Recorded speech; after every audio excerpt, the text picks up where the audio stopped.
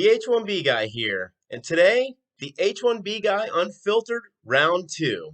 And we'll cover important issues in the 2020 election, naturalization ceremony in the White House, and USCIS avoids furloughs for now. But before we get started, I'd like to ask you, if you haven't already, to please go ahead and subscribe to the H1B Guy channel here on YouTube. It helps me to continue to produce more content like this for you. Now let's get to it. So today, the first topic that I wanted to cover was last night I was watching the Republican National Convention coverage on PBS, and they shared a Pew Research Center survey on important issues for the 2020 election. And I'll share a link in the description as well as on the h1bguy.com. But the three things that stood out to me in terms of the percentages of votes for the important issues, and it covered candidates supporting both former Vice President Joe Biden as well as President Trump in terms of what their overall view was on the issues. And so, at the very top, of course, economy. And for the Biden camp, it was 72%. That was one of the most important issues. And for the Trump supporters, it was 88%.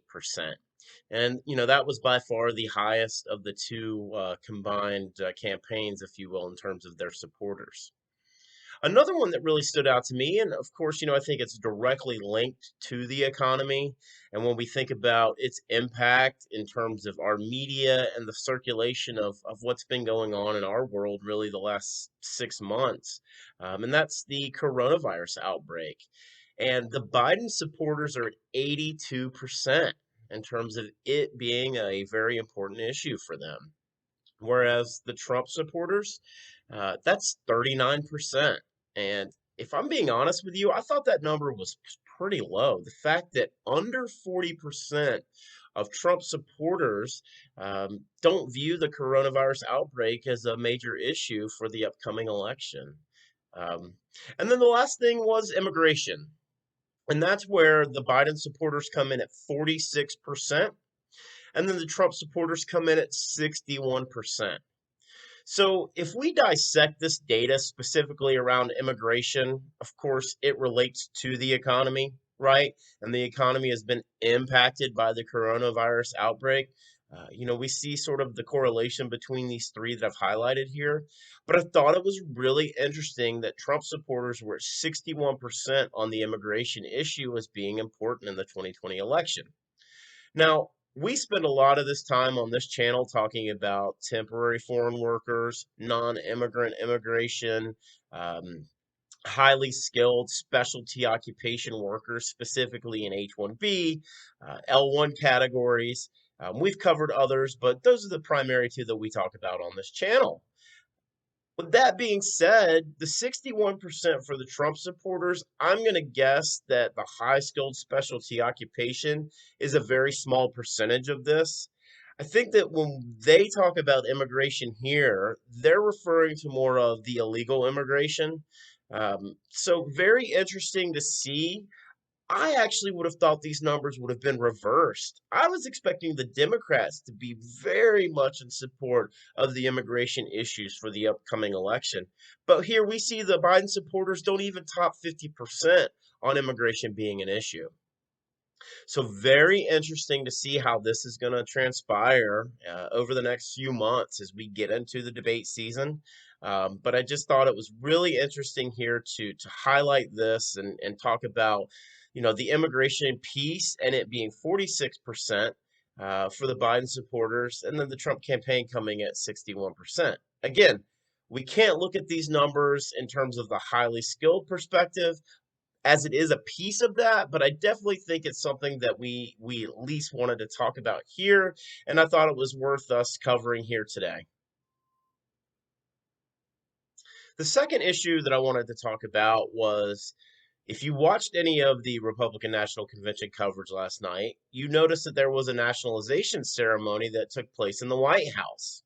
And it was conducted by Department of Homeland Secretary Chad Wolf, and it aired during primetime coverage. Now, I can't say that I've really paid a lot of attention over the years in terms of the party conventions that happen in each election year. But I will say that I've never seen something like that, a naturalization ceremony for individuals becoming U.S. citizens held in prime time. My emotions really are kind of mixed on this because you've heard a lot about the rhetoric, right, and the platform. What an honor, though, for the five inductees who became naturalized U.S. citizens yesterday, especially for them to have that happen in the White House. But I thought it was a very interesting use of government owned really property, for the people, if you will, for the president's political agenda as part of the Republican National Convention. If you watched any of the other covers, there was definitely some discussions around that. Of course, the media is going to take a very anti-stance on, using government property for political purpose. But I think if we go back and look at, historically, the last 3.5 years of President Trump's administration, this should not come as a surprise. I will say, though, of the five people that were inducted, it was really interesting to see that one of them was from India. And I believe President Trump mentioned that she was a software developer. But if you look at the time spent addressing each of the five individuals, she was given the least amount of time. We are 69 days until the presidential election. And as I mentioned earlier, I am just really excited about the upcoming debates. And I'm really looking forward to seeing President Trump and former Vice President Biden go head to head. And the last thing I wanted to talk about today, and it's been all over social media and all in the news, and we've been tracking this now, really going back to the launch of this channel. Back in the beginning of July, and that is USCIS temporarily avoids furloughs. And we're going to cover just some brief excerpts from a news release that was put out on USCIS.gov yesterday. But U.S. Deputy Director for Policy Joseph Edlow said in a news release yesterday that quote, however, averting this furlough comes at a severe operational cost that will increase backlogs and wait times across the board, with no guarantee we can avoid future furloughs. A return to normal operating procedures requires congressional intervention to sustain the agency through fiscal year 2021.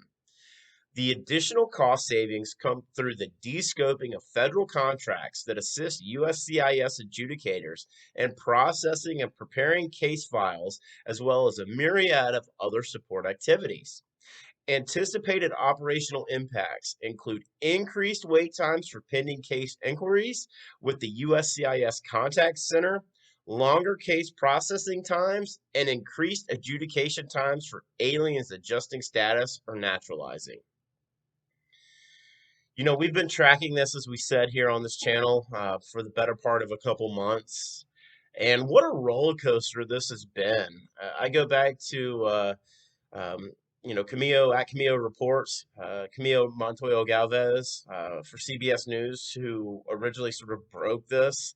And then we saw some breaking news yesterday from BuzzFeed as well as Camillo, as they talked about, this being averted, right? This sort of crisis being averted. But if we go back, we were referring to Senator Patrick Leahy and the note that he wrote, where we talked about the budget for USCIS in fiscal year 2020 actually being and operating in a surplus. But yet we still continue to see the deputy director, Joseph Edlow, go about saying that there is no way that USCIS will be able to function and continue to operate through the entire fiscal year of 2021 without that $1.2 million bailout. And that we can expect further delay in processing times, adjudications, and cases that have been filed. I got to be honest with you, this is very scary. If I am a non-immigrant living and working here in the U.S., and I know that my case is coming up for extension, I'd say even in the next 6 months, I would make sure that I am prepared to file that case sometime in the next few weeks. It's going to be very important for you guys to go ahead and take care of that. As you can see, these delays are going to happen. Now, of course, as long as you have a receipt that's filed before your expiration, you're still considered to be in good standing. But really, how long do you want that to be pending? I've heard some stories when there was a shutdown and delay of regular processing times taking roughly 6 months or longer. In some cases, it was 9 months for approval in regular processing. When we hear the deputy director of USCIS starting to talk about processing delays, we need to take notice. It's going to be very interesting to see what happens really in the next month or so.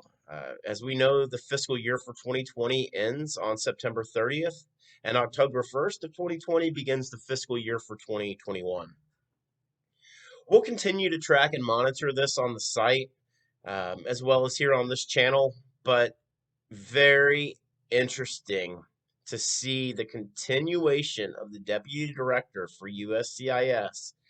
While we've been given information that says USCIS is running at a surplus, that they still are going to require the bailout in order to maintain the operating budget for fiscal year 2021. For the full post on the H1B Guy Unfiltered, check out the h1bguy.com. I'll also include the links to Pew's article as well as the USCIS release.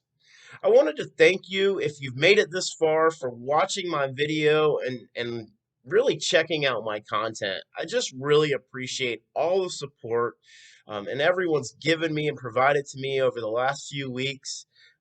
I hope that you realize that the H1B Guy platform here is a voice for not only me, but for you. Really looking forward to what we have in store over the next couple of weeks and helping get more of those voices out there. If you haven't already, I'd like to ask you to please like this video, please subscribe to the H1B Guy channel here on YouTube, and click the bell for notifications.